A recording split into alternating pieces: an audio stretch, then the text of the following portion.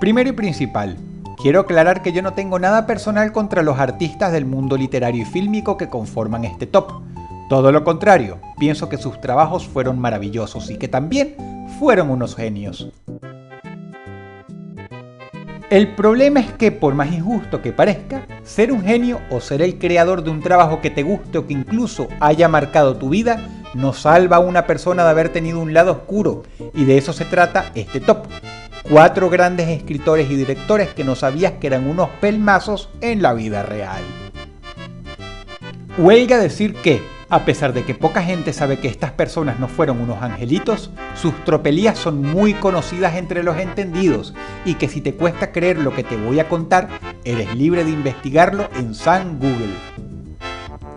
Sin más preámbulos, 4 grandes que no sabías que eran unos pelmazos en la vida real.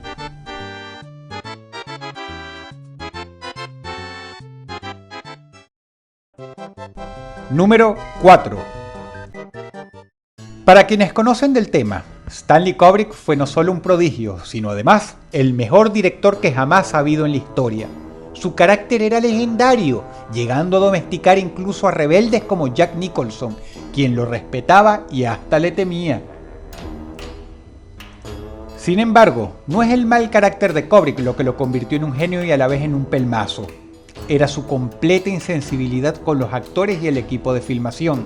Insensibilidad que se debe a que no le importaba en lo absoluto usarlos indiscriminadamente como muñecos, hasta el punto de parecer un emperador más que un director de cine en el set de filmación.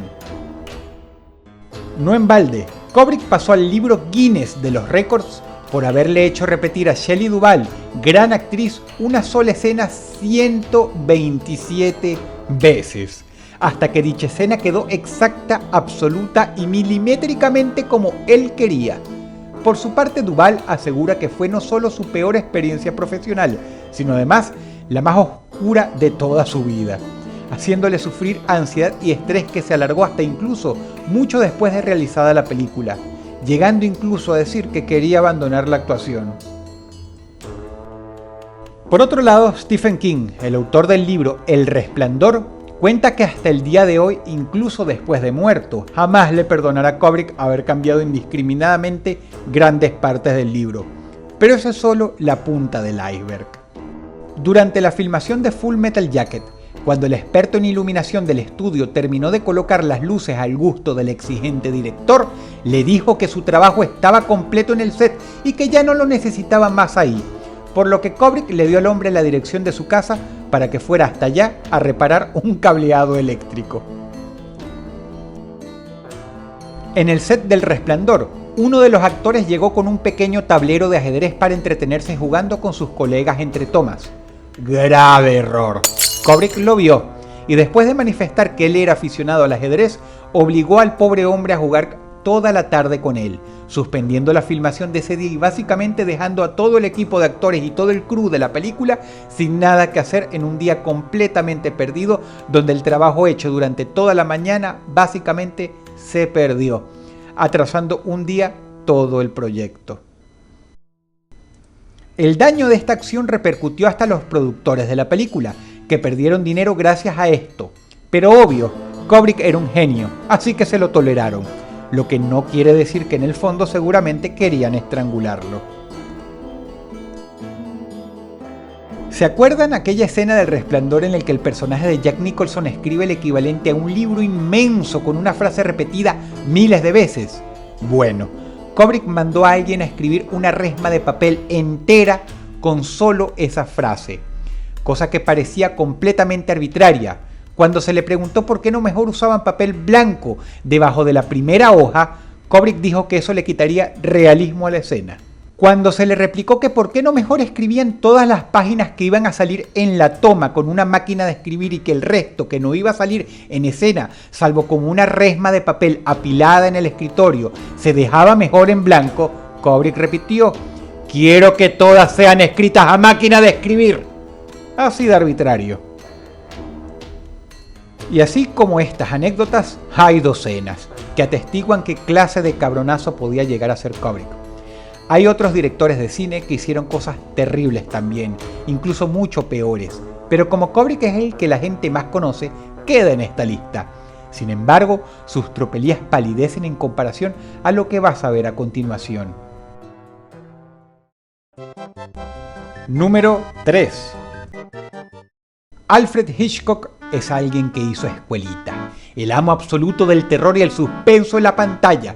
Hace poco salió una película biográfica sobre él, actuada por el legendario Anthony Hopkins, que desgraciadamente no hace justicia a la personalidad difícil que tenía este hombre.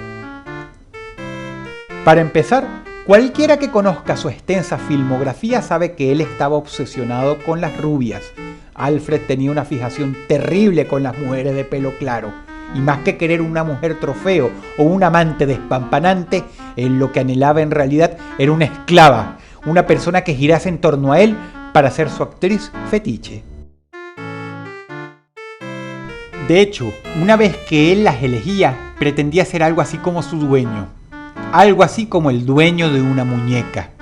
Y si esta actriz, aún después de terminado el contrato, se iba a trabajar con otro director, como es normal y obvio, Hitchcock lo consideraba como una traición terrible. De acuerdo a uno de sus biógrafos más importantes, Alfred era un reprimido sexual, lo cual dio fruto a muchas de sus ideas más macabras.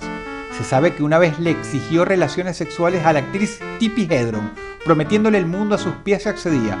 Pero cuando ella negó la petición, el temible director hizo de su misión personal convertir la vida de esta mujer en un infierno, hasta el punto que durante años logró, por medio de influencias, arruinar su carrera. Sin embargo, nadie quita que fue un gran genio, un gran cinematógrafo. Nos regaló varias de las películas más legendarias del mundo del horror.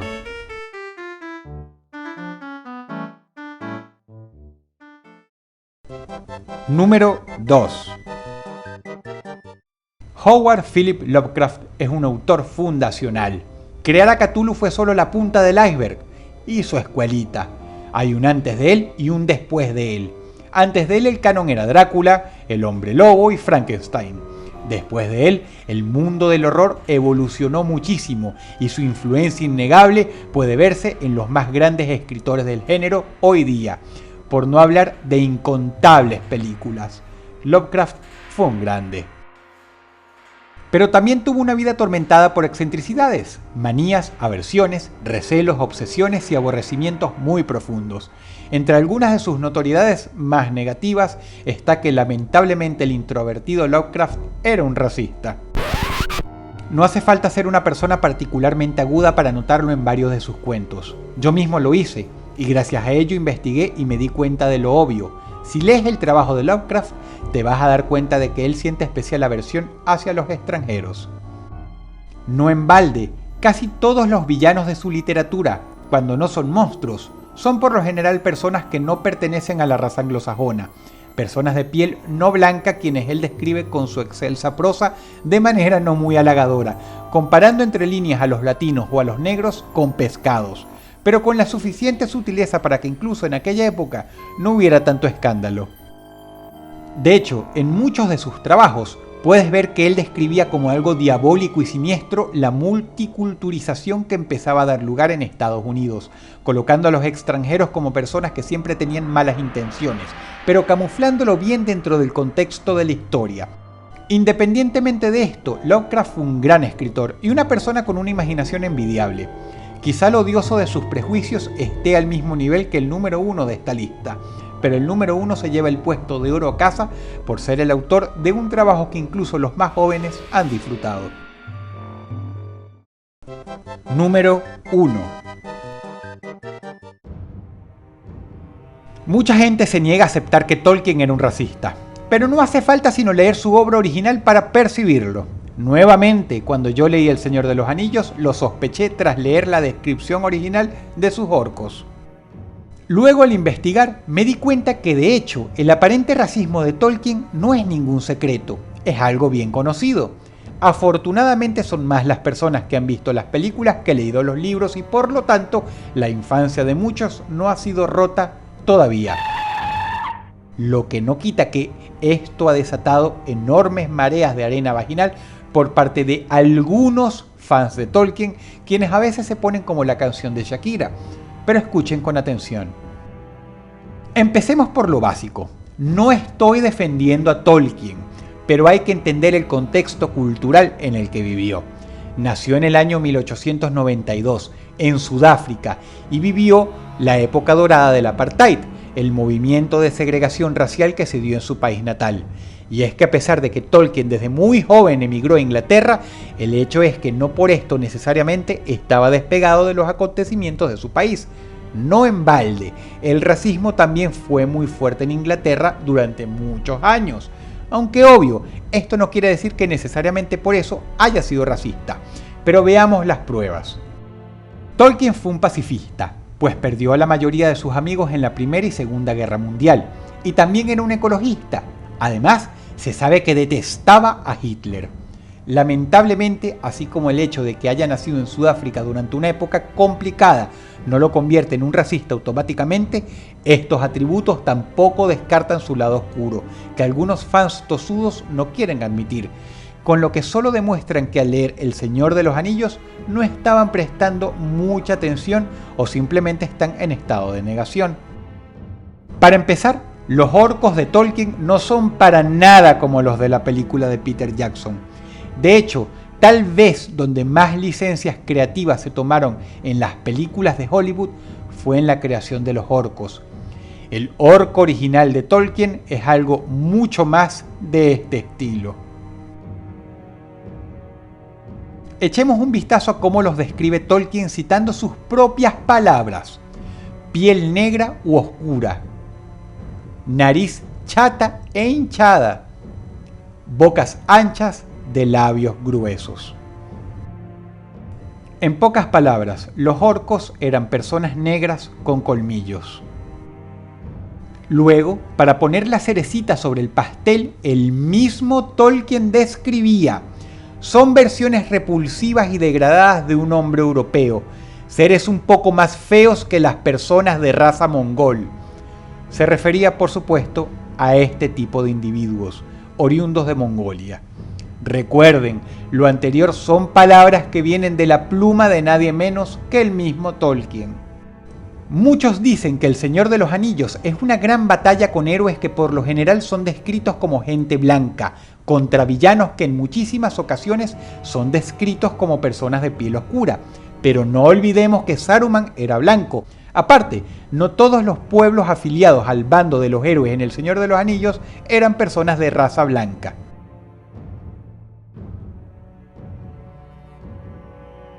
Pero no caben dudas de que más de una vez Tolkien usó estereotipos racistas para describir a algunos personajes. A ver, cuando no eran claramente racistas, como cuando mencionó de manera peyorativa el aspecto de los mongoles, era obviamente racista cuando describía el aspecto de los orcos, entre otras cosas.